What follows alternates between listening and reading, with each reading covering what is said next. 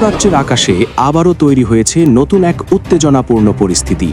কিছুদিন আগেই যুক্তরাষ্ট্র এবং ইসরায়েলের পক্ষ থেকে দাবি করা হয়েছিল ইরানের ব্যালিস্টিক মিসাইল হামলা অনেকটাই কমে এসেছে এবং পরিস্থিতি নিয়ন্ত্রণে রয়েছে।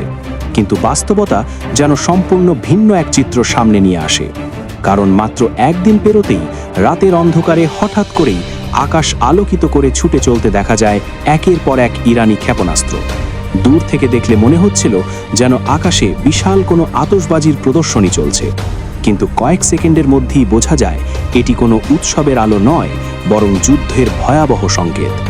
রাতের আকাশ চিরে দ্রুত গতিতে এগিয়ে আসা এসব মিসাইল গিয়ে আঘাত হানে ইসরায়েলের কেন্দ্রীয় অঞ্চলে। মুহূর্তের মধ্যেই বিস্ফোরণের আলো আর ধোঁয়ায় ঢেকে যায় চারপাশের আকাশ।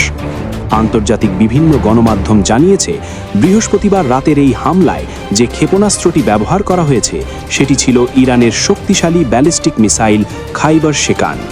সামরিক বিশ্লেষকদের মতে এটি ইরানের অন্যতম আধুনিক এবং ভয়ঙ্কর মিসাইল প্রযুক্তির একটি উদাহরণ। এই মিসাইলটির বিশেষ বৈশিষ্ট্য হল ইসরায়েলের আকাশসীমায় প্রবেশ করার পর এটি একক বিস্ফোরণে আঘাত হানে না, বরং লক্ষ্যবস্তু এলাকায় পৌঁছানোর আগেই এর ভেতরে থাকা ওয়ারহেড একাধিক ভাগে বিভক্ত হয়ে যায়। এরপর সেই অংশগুলো আলাদা আলাদা বিস্ফোরণ ঘটিয়ে বৃহৎ এলাকায় আঘাত হানতে শুরু করে।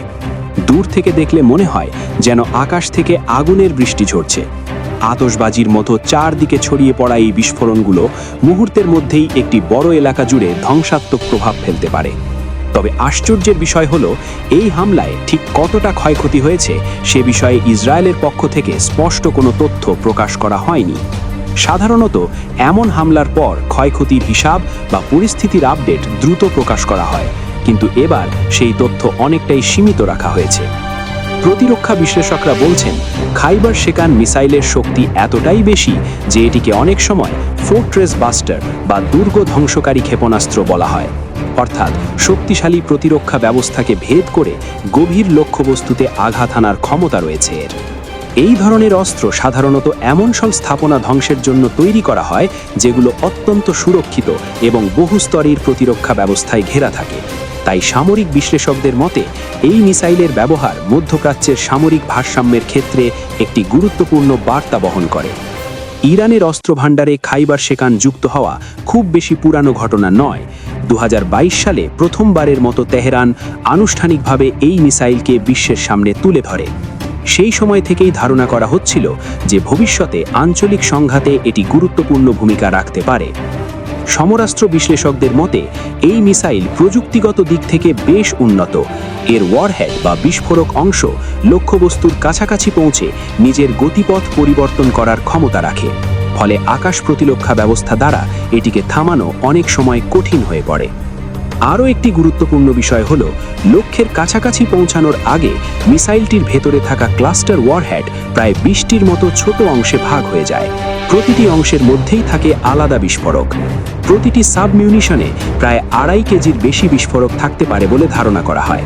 এই ছোট ছোট বিস্ফোরকগুলো বিস্তীর্ণ এলাকায় ছড়িয়ে পড়ে এবং প্রায় 8 কিলোমিটার পর্যন্ত এলাকা জুড়ে আঘাত হানতে সক্ষম। ফলে একটি মাত্র মিসাইল ব্যবহার করেই একটি বড় এলাকা কার্যত ধ্বংসস্তূপে পরিণত হতে পারে। পাশ্চাত্যের অনেক প্রতিরক্ষা বিশ্লেষক মনে করেন, খাইবার শেকান মূলত ইরানের মিসাইল প্রযুক্তির দ্রুত অগ্রগতির একটি বড় উদাহরণ। এটি শুধু একটি অস্ত্র নয়, বরং ইরানের সামরিক গবেষণা ও প্রযুক্তিগত সক্ষমতার প্রতীক হিসাবেও দেখা হচ্ছে। এই মিসাইলের আরেকটি গুরুত্বপূর্ণ বৈশিষ্ট্য হল এর গাইডেন্স সিস্টেম। এতে ব্যবহৃত স্যাটেলাইট নির্ভর নেভিগেশন প্রযুক্তি লক্ষ্যবস্তুকে অত্যন্ত নির্ভুলভাবে শনাক্ত করতে সাহায্য করে, ফলে দূরপাল্লার আক্রমণেও নির্ভুলতা বজায় থাকে। এছাড়া বিভিন্ন ধরনের মোবাইল লঞ্চার বা উৎক্ষেপণ প্ল্যাটফর্ম থেকে এই মিসাইল ছোড়া সম্ভব। ফলে এটি কোথা থেকে উৎক্ষেপণ করা হবে তা আগে থেকে শনাক্ত করা প্রতিপক্ষের জন্য অনেক কঠিন হয়ে পড়ে। বিশেষজ্ঞদের মতে যতক্ষণ না মিসাইলটি উৎক্ষেপণ করা হচ্ছে ততক্ষণ পর্যন্ত এটিকে সঠিকভাবে শনাক্ত করা প্রায় অসম্ভব। আর এই কারণেই এই ধরনের অস্ত্র প্রতিরক্ষা ব্যবস্থার জন্য বড় চ্যালেঞ্জ হয়ে দাঁড়ায়।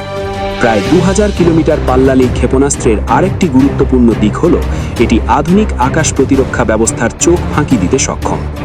বিশেষজ্ঞদের মতে যুক্তরাষ্ট্রের তৈরি প্যাট্রিয়ট কিংবা ইসরায়েলের ডেভিড স্লিংয়ের মতো উন্নত প্রতিরক্ষা ব্যবস্থাও অনেক ক্ষেত্রে এই ধরনের মিসাইল শনাক্ত করতে সমস্যায় পড়ে।